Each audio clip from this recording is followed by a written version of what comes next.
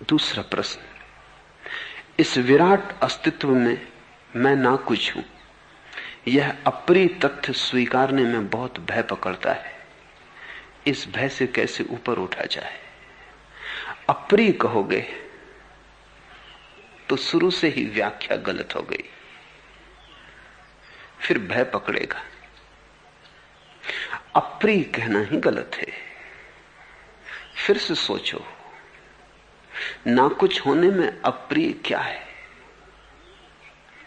वस्तुतः कुछ होने में अप्रिय है, क्योंकि जीवन के सारे दुख तुम्हारे कुछ होने के कारण पैदा होते।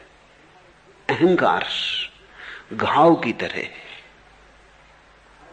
और जब तुम्हारे भीतर घाव होता है, और अहंकार से बड़ा कोई घाव नहीं, नासूर है, तो हर चीज चोट लगती है, हर चीज से चोट लगती, हर चीज से पीड़ा आती। जरा कोई टकरा जाता है और पीड़ा आती, हवा का झोंका भी लग जाता है तो पीड़ा आती, अपना ही हाथ छू जाता है तो पीड़ा आती। अहंकार का अर्थ है मैं कुछ हूं। अगर तुम जीवन की सारी पीड़ाओं की फेहरिस्त बनाओ तो तुम पाओगे वो सब अहंकार से पैदा होती। लेकिन तुमने कभी गौर से इसे देखा नहीं। तुम तो सोचते हो पीड़ा तुम्हें दूसरे लोग देते। किसी ने तुम्हें गाली दी तो तुम सोचते हो ये आदमी गाली दे के मुझे पीड़ा दे रहा है। व्याख्या की भूल है, विश्लेषण की चूक है, दृष्टि का अभाव है। आंख खोल के फिर से देखो, इस आदमी की गाली में अगर कोई भी पीड़ा है तो इसीलिए है कि तुम्हारे भीतर अहंकार उस गाली से छू के दुखी होता है। अगर तुम्हारे भीतर अहंकार ना हो तो इस आदमी की गाली तुम्हारा कुछ भी ना बिगाड़ पाएगी। तुम इस आदमी की गाली को सुन लोगे और अपने मार्ग पे चल पड़ोगे। हो सकता है इस आदमी की गाली तुम्हारे मन में करुणा को भी जगाए कि बेचारा नाहकी व्यर्थ की बातों में पड़ा है। लेकिन गाली उसकी तुम्हें पीड़ा दे जाती, क्योंकि तुम्हारे पास एक बड़ा मार्मिक स्थल है जो तैयार ही है पीड़ा पकड़ने को। बड़ा संवेदनशील है, बड़ा नाजुक है, और हर घड़ी तैयार है कि कहीं से पीड़ा आए तो वो पीड़ा पर ही जीता है। तो जरूरी नहीं कि कोई गाली दे, राह पर कोई बिना नमस्कार किए निकल जाए तो भी पीड़ा आ जाती। कोई तुम्हें देखे और अनदेखा कर दे तो भी पीड़ा आ जाती।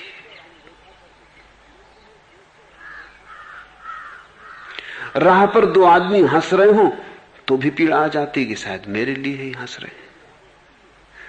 दो आदमी एक दूसरे के कान में खुसर पुसर कर रहे हो तो पीड़ा आ जाती कि शायद मेरे लिए ही। ये जो मैं है बड़ा रुग्ण है, इसको लेके तुम कभी भी स्वस्थ और सुखी ना हो पाओगे। तो अगर अप्रिय कहना हो तो अहंकार को कहना, और यही अहंकार तुमसे कहता है डरो, प्रेम से डरो क्योंकि प्रेम में इसे छोड़ना पड़ेगा। भक्ति से डरो क्योंकि भक्ति में तो ये बिल्कुल ही डूब जाएगा। प्रेम में क्षण भर को डूबेगा, भक्ति में शाश्वत सदा के लिए डूब जाएगा। बचो। ये अहंकार कहता है ऐसी जगह जाओ ही मत जहां डूबने का डर हो। बच के चलो, संभल के चलो। और यही अहंकार तुम्हारी पीड़ा का कारण है। ऐसा समझो कि नासूर लिए चलते हो और चिकित्सक से बचते हो।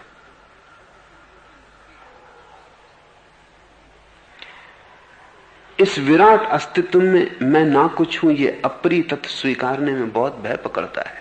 ये भय तुम्हें नहीं पकड़ रहा है, ये भय उसी अहंकार को पकड़ रहा है जो कि डूबने से, तल्लीन होने से भयभीत है।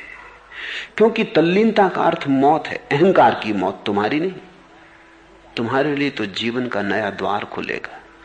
उसी मृत्यु से तुम्हारे लिए परम जीवन की उपलब्धि होगी। उसी मृत्यु से तुम पहली बार अमृत का दर्शन करोगे। लेकिन तुम्हारे लिए, अहंकार के लिए नहीं। ये जो तुम्हारे भीतर मैं की गांठ है, ये गांठ दुख दे रही है। इस अप्रिय मैं को पहचानो तो तुम पाओगे कि निरअहंकारता से ज्यादा प्रीतिकर और कुछ भी नहीं। और जिसे निरअहंकारिता आ गई, सब आ गया। फिर उसे किसी मंदिर में जाने की जरूरत नहीं। निरअहंकारिता का मंदिर जिसे मिल गया, वो पत्थरों के मंदिर में जाए भी क्यों। निरअहंकारिता का मंदिर जिसे मिल गया, उसके तो अपने ही भीतर के मंदिर के द्वार खुल गए। अदब आमोज है मैं खाने का जर्रा जर्रा, सैकड़ों तरह से आ जाता है सिजदा करना। इश्क पाबंदे वफा है ना कि पाबंदे रसूम, सर झुकाने को नहीं कहते हैं सिजदा करना। अदब आमोज है मैं खाने का जर्रा जर्रा, अगर तुम गौर से देखो तो अस्तित्व का कण कण विनम्रता सिखा रहा है। पूछो वृक्षों से, पूछो पर्वतों से, पहाड़ों से, पूछो झरनों से, पक्षियों से, पशुओं से, कहीं अहंकार नहीं। अदब आमोज है मैं खाने का जर्रा जर्रा, एक कण कण, पूरा अस्तित्व एक ही बात सिखा रहा है, ना कुछ हो जाओ। सैकड़ों तरह से आ जाता है सिजदा करना। और अगर तुम इन बातों को सुनो जो अस्तित्व में गूंज रही सब तरफ से, सब दिशाओं से, तो सैकड़ों रास्ते हैं जिनसे उपासना का सूत्र तुम्हारे हाथ में आ जाएगा, सिजदा करना आ जाएगा, झुकने की कला आ जाएगी। जरूरी नहीं है कि तुम शास्त्र ही पढ़ो, अस्तित्व के शास्त्र से बड़ा कोई और शास्त्र नहीं। जरूरी नहीं है कि तुम ज्ञानियों से ही सीखो। तुम अगर आंख खोलकर देखो तो सारा अस्तित्व तुम्हें सिखाने को तत्पर है। यहां आदमी के सिवाय कोई अहंकार से पीड़ित नहीं, और इसलिए सिवाय आदमी के यहां कोई भी पीड़ित नहीं। आदमी ही परेशान है, चिंतित है, वृक्ष परेशान नहीं, सिजदा में खड़े। सतत चल रही है पूजा। आदमी की पूजा घड़ी दो घड़ी की होती, अस्तित्व की पूजा सतत। तुम कभी आरती उतारते हो, तारे चांद सूरज उतारते ही रहते आरती, 24 घंटे सतत।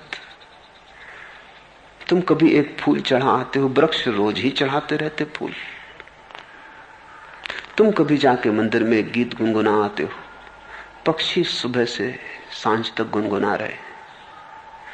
अगर गौर से देखो तो तुम सारे अस्तित्व को सिजदा करता हुआ पाओगे। सारा अस्तित्व झुका है, घुटनों पर हाथ जुड़े, आंखों से आंसुओं की धार बह रही, हृदय से सुगंध उठ रही। फिर से देखो, देखा तो तुमने भी इसे है, ठीक आंख से नहीं देखा। फिर से देखो, तुम हर वृक्ष को झुका हुआ पाओगे प्रार्थना में, हर झरने को उसी का गीत गाता हुआ पाओगे। अदब आमोज है मैं खाने का जर्रा जर्रा, सैकड़ों तरह से आ जाता है सिजदा करना। इश्क पाबंदे वफा है, प्रेम आस्था की बात है, श्रद्धा की बात है, भरोसे की बात है। इश्क पाबंदे वफा है, न कि पाबंदे रसूम।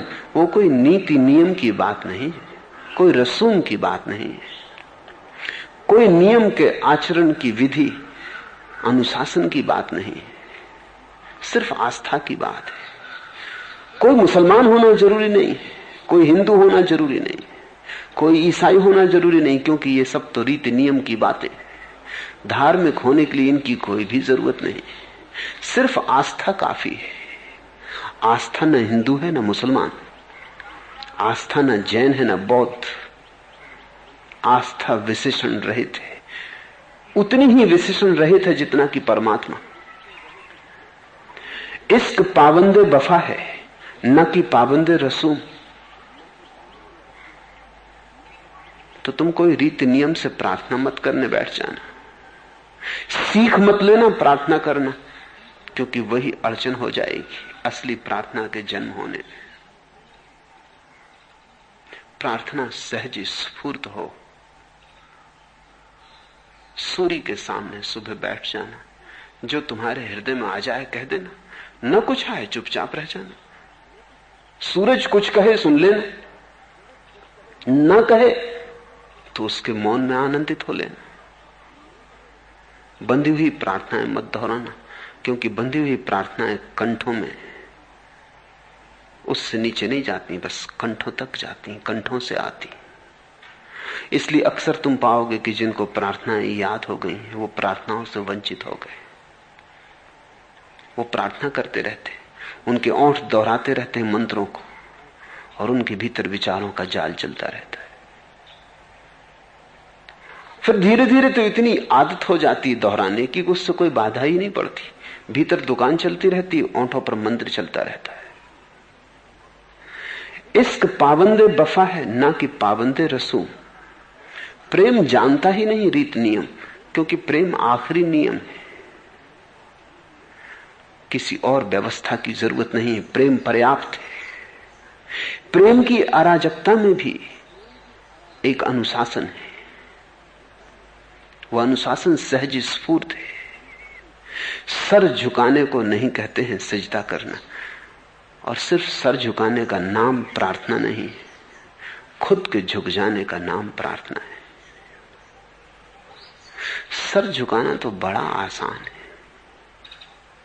मेरे पास लोग बच्चों को लेके आ जाते, वो खुद सर झुकाते हैं, बच्चे खड़े रह जाते, तो मां उसका सर पकड़ के चरणों में झुका देती। उनको कहता हूं कि तुम क्या जाति कर रहे हो? वो बच्चा अकड़ रहा है, वो खड़ा है, उसे सिर नहीं झुकाना है, कोई कारण नहीं है सिर झुकाने का, उससे मेरा कुछ लेना देना नहीं है। मां उसका सिर झुका रही, रसूम सिखाया जा रहा है, नियम सिखाया जा रहा है। धीरे धीरे अभ्यस्त हो जाएगा। बड़ा होते होते किसी की झुकाने की जरूरत न रह जाएगी, खुद ही झुकने लगेगा। लेकिन हर झुकने में वो मां का हाथ इसकी गर्दन पर रहेगा। ये बुढ़ापे तक जब भी झुकेगा तब इसे कोई झुका रहा है, वस्तुतः ये खुद नहीं झुक रहा है। तुमने कभी ख्याल किया मंदिर में तुम जाके झुकते हो, ये सिर्फ एक आदत है या आस्था है? क्योंकि बचपन से मां बाप इस मंदिर में ले गए थे, झुकाया था। एक दिन तुम्हारी गर्दन को, तुम्हें सभी को याद होगा कि किसी न किसी दिन मां बाप ने तुम्हारी गर्दन को झुकाया था, किसी पत्थर की मूर्ति के सामने, किसी मंदिर में, किसी शास्त्र के सामने, किसी गुरु के सामने। याद करो उस दिन को। फिर धीरे धीरे तुम अभ्यस्त हो गए, फिर तुम भी संसार के रीति नियम समझने लगे, फिर तुमने भी औपचारिकता सीख ली। वो बच्चा ज्यादा शुद्ध है जो सीधा खड़ा, उसे झुकना नहीं, बात खत्म हो गई। झुकने का उसे कोई कारण समझ में नहीं आता, बात खत्म हो गई। मां उसे एक झूठ सिखा रही है, समाज सभी को झूठ सिखा रहा है, औपचारिक आचरण सिखा रहा है।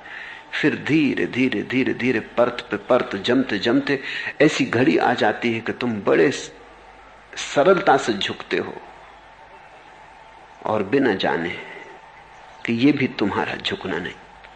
ये सरलता भी झूठी है। इस सरलता में भी समाज के हाथ तुम्हारी गर्दन को दबा रहे हैं। इस सरलता में भी तुम्हारी गुलामी है। और प्रेम गुलामी से कहीं पैदा हुआ, परतंत्रता से कहीं पैदा हुआ। भक्ति तो परम स्वतंत्रता है। इसलिए छोड़ दो वो सब जो तुम्हें सिखाया गया हो, ताकि अनसीखे का जन्म हो सके। हटा दो वो सब जो तुमने, दूसरों ने जबरदस्ती से तुम्हारे ऊपर लादा हो। निर्बोझ हो जाओ। फिर से सीखना पड़ेगा पाठ। तुम्हारी स्लेट पर बहुत कुछ दूसरों ने लिख दिया है, खाली करो उसे, धो डालो, ताकि फिर से तुम अपने स्वभाव के अनुकूल कुछ लिख सको। इश्क पाबंदे बफा है ना कि पाबंदे रसूम। सर झुकाने को नहीं कहते हैं सजदा करना। प्रार्थना बड़ी अभूतपूर्व घटना है। झुकना, उसके आगे तो फिर कुछ और नहीं, वो तो आखिरी बात है। क्योंकि जो झुक गया उसने पा लिया, जो झुक गया वो भर गया, वो भर दिया गया। तुम तो रोज झुकते हो, कुछ भरता नहीं। तुम तो रोज झुकते हो, खाली हाथ आ जाते हो। धीरे धीरे तुम्हें ऐसा लगने लगता है कि जिसके सामने झुक रहे हैं वो परमात्मा झूठा, क्योंकि इतनी बार झुके कुछ हाथ नहीं आता। मैं तुमसे कहता हूं वो परमात्मा तो सच है, तुम्हारा झुकना झूठा।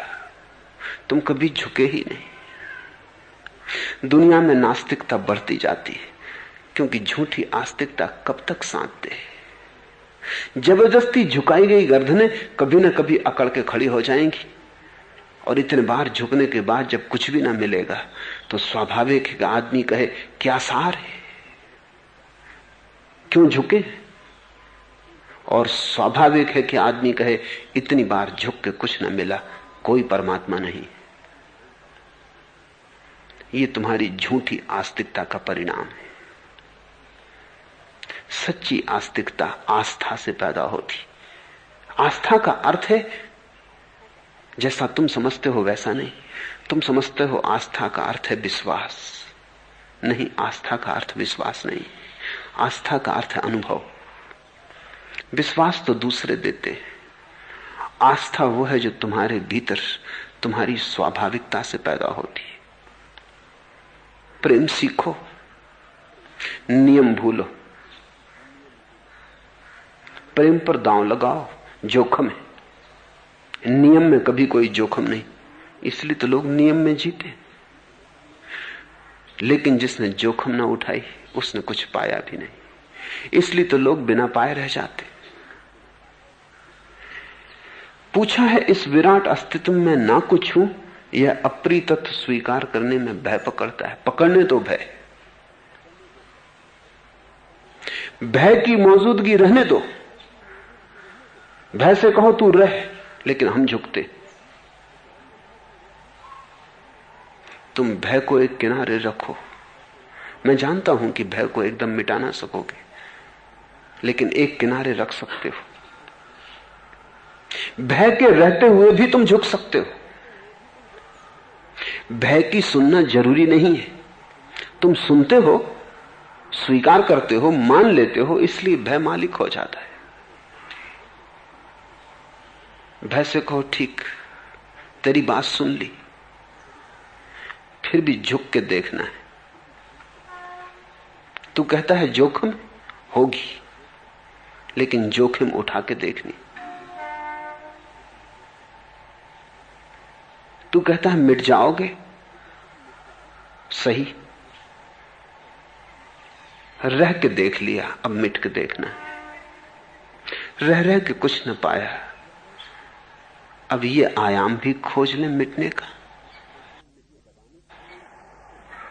कोई भय को दबाने की जरूरत नहीं है, ध्यान रखना। दबाया हुआ भय तो फिर उभरेगा ना। भय को पूरा स्वीकार कर लो कि ठीक हो, माना, तुम्हारी बात में भी बल है, तुम्हारे तर्क से कोई इंकार नहीं। लेकिन तुम्हारे साथ रह के इतने दिन देख लिया और जीवन का कोई अनुभव न हुआ, अब कुछ और भी कर लेने दो। तर्क उठेंगे मन में, उनसे कहो ठीक है, तुम्हारी बात जस्ती थी, इसलिए तो इतने दिन तक तुम्हारा संग साथ रहा,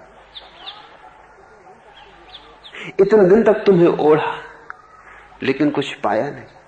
हाथ खाली है, हृदय कोरा है, आत्मा रिक्त है। अब बहुत हुआ, अब तुमसे विपरीत भी थोड़ी दिशा में जाके देख लेने दो। डर तो लगेगा ही, क्योंकि जिस दिशा में कभी ना गए उस दिशा में जाते मन घबराता है, पैर कपते। मन चाहता है जाने माने रास्ते पर चलो। कहां जंगल में जा रहे हो, बियावान में भटक जाओगे। भीड़ जहां चलती है वहीं चलो, कम से कम संगी साथी हैं। भीड़ है तो राहत है, अकेले नहीं। पर एक ना एक दिन भीड़ के रास्तों को छोड़कर पगडंडी की राह लेनी ही पड़ती। परमात्मा तक कोई राजपथ नहीं जाता, बस पगडंडियां जाती। कोई राजपथ परमात्मा तक नहीं जाता, अन्यथा समाज परमात्मा तक पहुंच जाए। व्यक्ति ही पहुंचते हैं, समाज कभी नहीं। पगडंडियां भी ऐसी कि तुम चलो तो बनती, कोई तैयार नहीं पहले से कि किसी ने तुम्हारे लिए बना के रखी, तुम्हारे चलने से ही बनती। जितना तुम चलते हो उतनी ही निर्मित होती। ये राह ऐसी है कि तैयार नहीं, चलने से तैयार होती। और बड़ा सुंदर है ये तथ्य।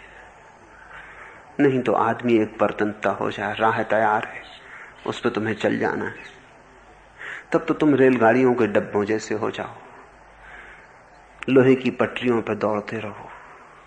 फिर तुम्हारे जीवन में गंगा की स्वतंत्रता ना हो, फिर वो मौज ना रह जाए जो अपनी ही खोज से आती है। गंगा सागर पहुंचती है, लोहे की पटरियों पर नहीं, चलती है, चल चल के अपना राह बनाती, मार्ग बनाती, अनजान की खोज पर। सागर है भी आगे, इसका भी क्या पक्का पता है।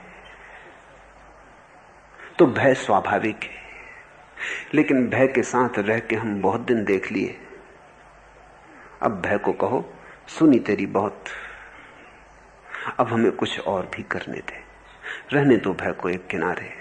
तुम चलो, कपते हुए पैरों से सही पगडंडी पर उतरो, डरते हुए धड़कते हुए हृदय से सही भीड़ को छोड़ो। घबराहट होगी, लौट लौट जाने का मन होगा, कोई चिंता नहीं। कभी लौट जाने का मन हो, कभी घबराहट हो, तो इतना ही याद रखना कि भय की और मन की मान के बहुत दिन चले थे, कहीं पहुंचे न थे। नए को एक अवसर दो। जिस दिन तुम नए को अवसर देते हो, उसी दिन तुम परमात्मा को अवसर देते हो। जब तक तुम पुराने को दोहराते हो, लीक को पीटते हो, लकीर के फकीर हो, तब तक तुम समाज के हिस्से होते हो, भीड़ के हिस्से होते हो। व्यक्ति बनो, अकेले का साहस जुटाओ, और सबसे बड़ा साहस यही है, इस तथ्य को स्वीकार कर लेना कि मैं इस विराट का अंश हूं, अलग थलग नहीं, द्वीप नहीं, इस पूरे विराट का एक अंश हूं। मैं नहीं हूं, अस्तित्व है। यही तो भक्ति की सारी व्यवस्था है कि भक्त खो जाए भगवान में, कि भगवान खो जाए भक्त में, कि एक ही बचे, दो न रह जाएं।